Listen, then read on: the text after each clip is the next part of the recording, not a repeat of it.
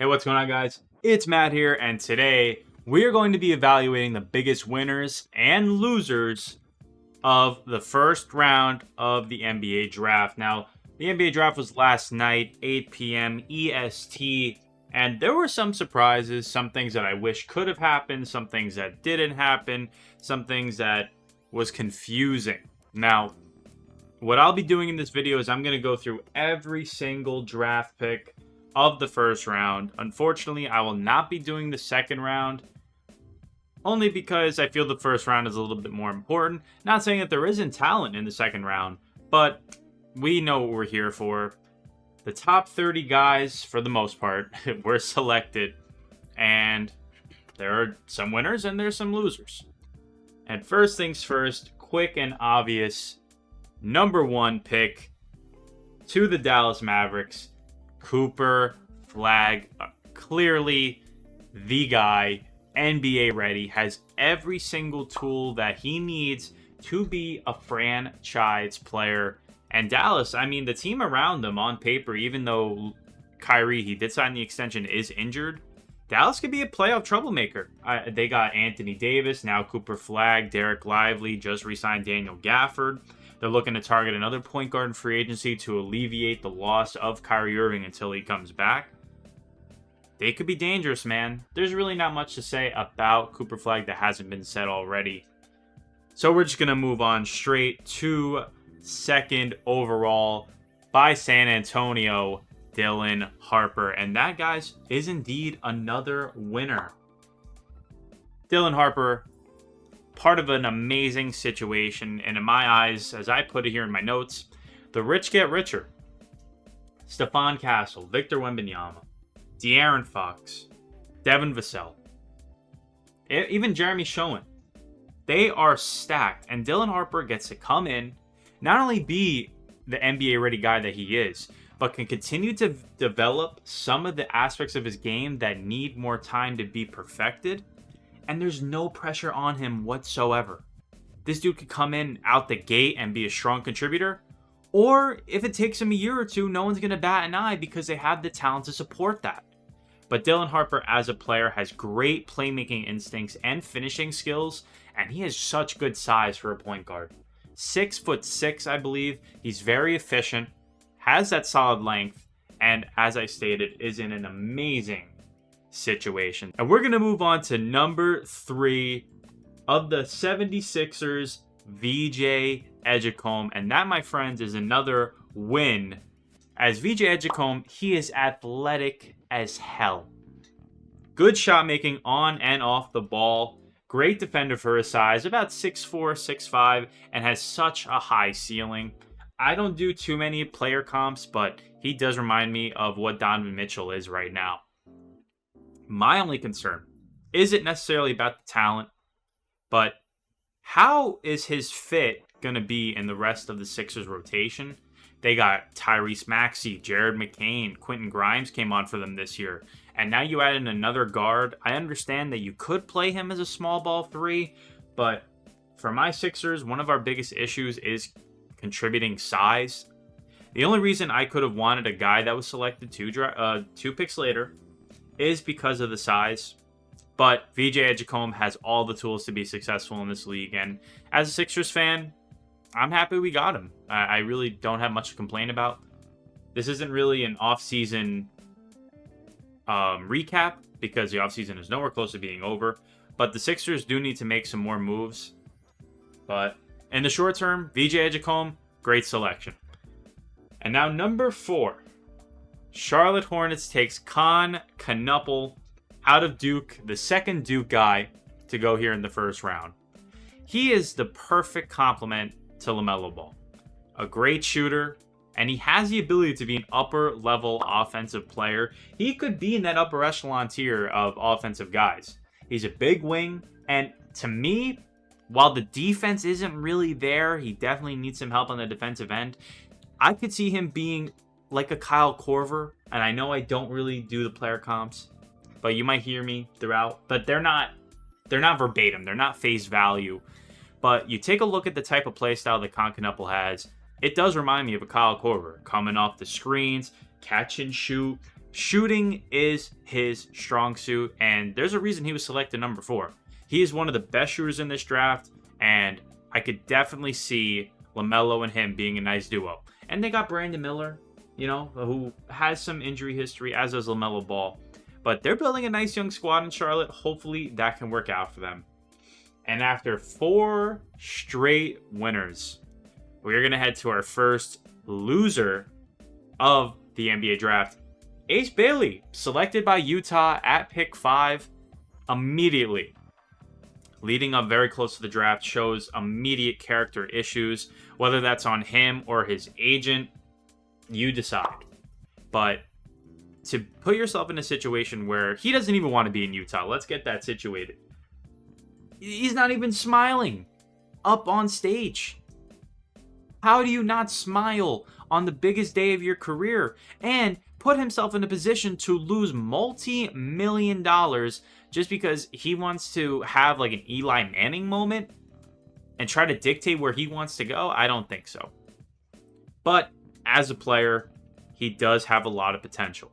He does take some difficult shots and makes them, but he's only an average defender for his size. Now, there was some question marks whether he was 6'10", 6'9".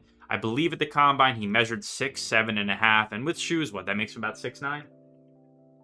Yet, average defender for his height, but is pretty good at protecting at the rim. And another big concern of his is he needs to work on his high-level dribble penetration. He needs to learn how to make guys get out of his way off the dribble. If he could do that, great. You got a great selection there in Utah. But as of right now, the fit is kind of rough there. Since, in my personal opinion, as of right now, no development, he excels off the ball. Backdoor cuts. Alley-oops. And there's not a guy there, to my knowledge, that can really facilitate that for him. But, the biggest, however, in this whole argument is that in Utah, he's got the green light, baby. He can do whatever the hell he wants. He's got a year or 2 of just pure go out there and hoop. So maybe that could lead him somewhere that, puts him where his potential could lie. Back to the winners. Washington at pick 6, take Trey Johnson. Now, they traded away Jordan Poole, and as the playstyle stands right now, they get like baby Jordan Poole. That's the best way that I could put it. But his ceiling is much higher, and I'm just going to keep it short and to the point. Trey Johnson has almost every offensive tool that he needs to score the ball. Now, defensively, that's another question. Playmaking, that's another question. But that's going to come with time in this Washington offense where they got a lot of youth and vets. They added a lot of veterans, and if he could develop, maybe we see another superstar type point guard out in Washington. Back to the losers. Number 7, New Orleans Pelicans, Jeremiah Fears. Jeremiah Fears has probably the biggest boom or bust potential. And unfortunately in New Orleans, it's just not my favorite fit. If you went to a team like the Nets, this may have been a win. And this isn't as much so as the potential of Jeremiah Fears, yet more the fit of where he lands in New Orleans. Even though as a player, Jeremiah Fears, he's not the best shooter or defender, it's just his development is what's going to be key. And in New Orleans, I don't know what they're building there. What question marks that they need to solve. The Zion Williamson situation. They just traded away CJ McCollum to get Jordan Poole. So where do we go? I'm not sure. Hopefully could be a high-level prospect, but he is going to sit as my second loser so far. But at pick number 8, for the Brooklyn Nets, their first of 5 draft selections in this year's draft, Igor Demin. And I recently selected Igor Demin in one of my rebuilds, and he just kind of rotted on the bench. And unfortunately, I don't see a lot for Igor Demin. He does have great height. I believe he's 6'8", and his vision is undeniable. He is a great passer. But outside of that, there's not much that he excels at. Not the best shooter, but it could develop. He did show a little bit of potential of that. And he could lead an offense. He could be your starting point guard. But Brooklyn doesn't give him that type of, availability. Brooklyn does not give him any offense to lead.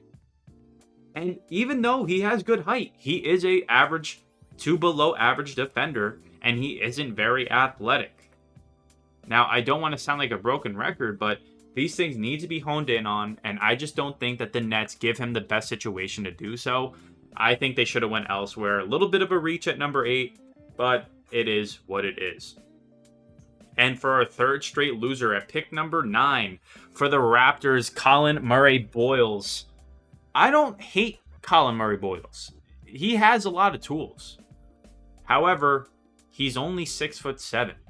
And he plays like a traditional old school big man. He does have great defensive tools and he does move very well, but it's just not what Toronto needed. They could have taken a Kaman Malik. They could have taken a Derek Queen, but they went for an undersized forward center that needs some development. Like a lot of these guys, of course, every single one of these players needs development, but it's about being in the right situation. And I don't think Murray-Boyles is in the right situation in Toronto. I think this pick may have been a flop. However, at pick 10, for the Phoenix Suns, Kaman Malik. I think he is probably the best center prospect in this draft, best big man prospect in this draft. Great rim protector. Has great size, 7'2", very large wingspan, and his athletic tools for being that height, amazing. He has such high defensive potential and has the potential to expand his offensive game. If he could develop that outside shot, which he has shown to not be afraid, he didn't take many threes at Duke, but has the ability to expand to the three-point line. Or even the mid-range. Whatever he could develop there, even just a little bit of a jump shot, makes him so much more dangerous. And even though that Phoenix added Mark Williams, this is a great selection here at pick 10. Surprised he even made it that far. At pick number 11, to the Memphis Grizzlies, Cedric Coward. And unfortunately for me, this is another loser of the NBA draft. Coward, he shot up draft boards late, but it's because he has a lot of athletic and physical tools, has a very long wingspan for his size, 7'2" wingspan, and he does have some shooting upside, but he's a super raw prospect, but could bring long-term value. In my opinion, though, for what Memphis had to give up to get Coward, I just don't think it was worth the pick to trade up and get him. I think he would have been available at 16 where they originally had their pick. And they made a trade with Portland. They gave up a future first rounder, pick 16, and 2 second rounders. Just not the type of selection I would have expected Memphis to make, but could have some long-term potential, as I stated before. Memphis is in a weird situation after getting rid of Desmond Bane. I think maybe that they were a piece away from potentially being a contender. However, clearly, they may see things differently. At number 12, the Chicago Bulls took Noah Asenge, and to me, that's a win. Noah Asenge is one of the more interesting prospects in this draft. He has great length and upside for his position. He does need to put on some size, but he's so versatile. A Pascal Siakam type player, models his game after Siakam, a Kawhi Leonard. Those type of forwards that have that versatility between the 3 and the 4, and sometimes even super small ball 5s. A jack of all trades, Swiss Army knife type of player. Great pick for Chicago. Could be one of those guys to come. And at number 13, the New Orleans Pelicans selected Derek Queen, who they got in a trade from Atlanta. Now, I see this as a win. Definitely a winner here. Great offensive big man within the three-point line. And honestly, if he could develop the outside shot, could be a lethal center. He does need work defensively, and he does have some conditioning concerns. But I think for the Pelicans, for what they're doing as of this selection, I think it's a solid pick. But the conditioning concerns are real. So he just needs work keeping up to the NBA pace, the NBA style. And if he could do that, could be very solid. Good pick for New Orleans. Number 14, Carter Bryant. And I mean, just like kinda with the Dylan Harper pick, you can't go wrong. And they really didn't. Carter Bryant is a great selection. This is a win for the San Antonio Spurs. Carter Bryant has strong two-way potential, and he flashed that during his time in college. The three-point shot is there, and the defensive prowess was there as well. I don't think he's going to be a superstar, and that might bite me in the ass. But his fit in San Antonio is just absolute money. Anyone drafted in this position could have been a win for the Spurs, but Carter Bryant, especially being there, to have the tools to excel in that role that will be given to him, absolute money pick. Great selection for San Antonio. Number 15, OKC takes Thomas Sorber. Now, Thomas Sorber, while, it's similar to San Antonio, he's not expected to do much right away. They just won a championship, and to have the lottery pick, right out of the lottery, number 15, you kind of just take a chance on whatever you see, like any sort of potential. So they must see something in Sorber that maybe some other people don't. But I like Sorber as a prospect. He has some high upside as a center, even though he is only 6'9". But the rest of his frame is great with a 7'6" wingspan. He has all the time to develop in the world, maybe even get a shot. And eventually, maybe if Hartenstein becomes too expensive, they could turn to Sorber and have a good option. So, great pick. That is a win for OKC. Number 16, the Portland Trailblazers took Young Hansen. I'm so sorry if I butchered that. But this is a loss. This is a part of the loser column for the Trailblazers. Listen, I understand they liked him as a prospect. But this is such a huge developmental project that sometimes you do bank on the upside. But he would have been available even a little bit later. I don't think that they needed to make the move that they did. However, I will say the trade that they got for the capital they received from Memphis, great to move down 5 spots. And they still got their guy. So in that aspect, it is a win. However, taking Hansen is the loss here. I just think he could have been picked a little bit later. He does have a lot of offensive tools, but will his game translate to the NBA? Time will tell. Number 17, the Minnesota Timberwolves select Joan Behringer, and this is a win. Part of the winner category for me here. With Gobert sticking around for the time being in Minnesota, Behringer has the pathway to not only be mentored by a defensive player, year level player, but his defensive abilities could be the star of the show. That was his strong point, the reason he was drafted. And if he could make any offensive leap, at least better than Gobert, he could be nasty. He could be deadly and a star center for Minnesota after the Gobert era ends. And at number 18, the Utah Jazz get Walter Clayton Jr. And unfortunately, this is another one in the loss column for me. With the log jam at the guard positions for Utah, Clayton Jr.'s path to playing time is pretty rough. And while he does have good offensive abilities, everything else is kind of left to be desired. I just think Utah is kind of a dumpster fire, and I think Clayton Jr. could have benefited from a different destination, but time will tell. We will see. Hopefully this could be a long-term upside player for the Jazz. And at number 19, the Brooklyn Nets take Nolan Traore, and unfortunately, this is going to go in the loser column for me. While Traore has good playmaking ability, his small frame makes his upside for me a little bit limited. There are question marks on every aspect of his game outside of his playmaking. His scoring is a question mark. He did not shoot very well in his time in France, and he really struggled finishing at the rim. And even with his good playmaking ability, his decision-making needs work at the next level. And defensively, it's just such a downgrade from even the guy who was picked after him. So this is going to go in the loss for me. Not really a fan of this draft pick by the Brooklyn Nets. Number 20, the Miami Heat select Kasparas Jakusionis, and this is a win, man. Typical Miami. getting good prospects late in the draft.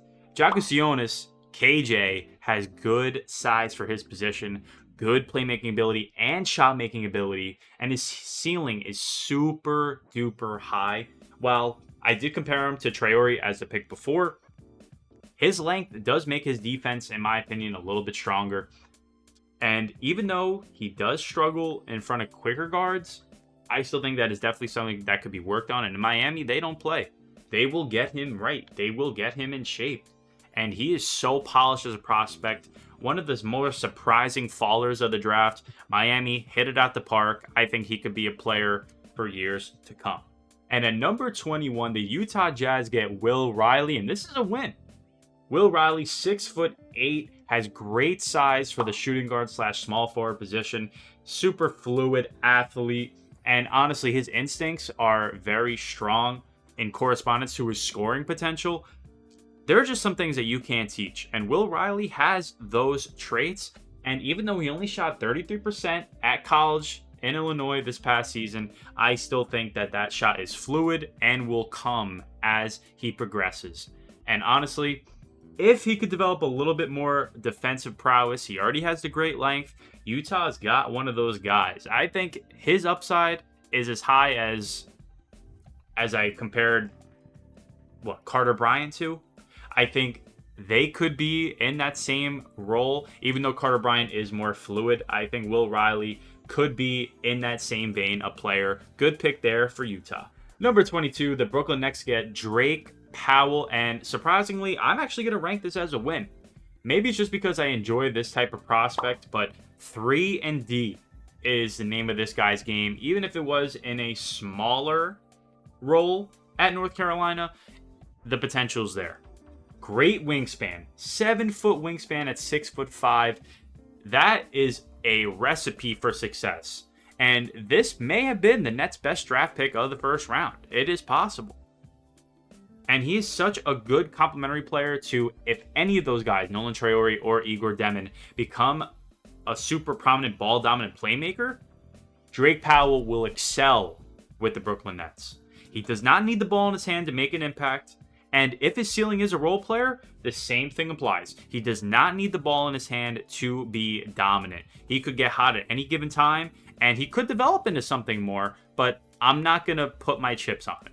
Number 23, the Atlanta Hawks get Asa Newell, and this is a win for me. I really like Asa Newell, and I think he's a good complementary player to Kristaps Porzingis, where he could bring rebounding and even scoring at a smaller height at the forward position. I will say, he does need some development on the defensive end to not get played off the court, and that will be my biggest question mark for him. Asa Newell, he has some traits that you can't teach in a guy like that for this position, but I will say his perimeter shooting being limited may get him outplayed and taken off the court, so that is definitely something he needs to work on. Outside of that, W pick for Atlanta. At pick 24, the Sacramento Kings get Nick Clifford out of Colorado State, and this is unfortunately a loss for me. I think even though Clifford is a polished older rookie, Sacramento was not the destination for him.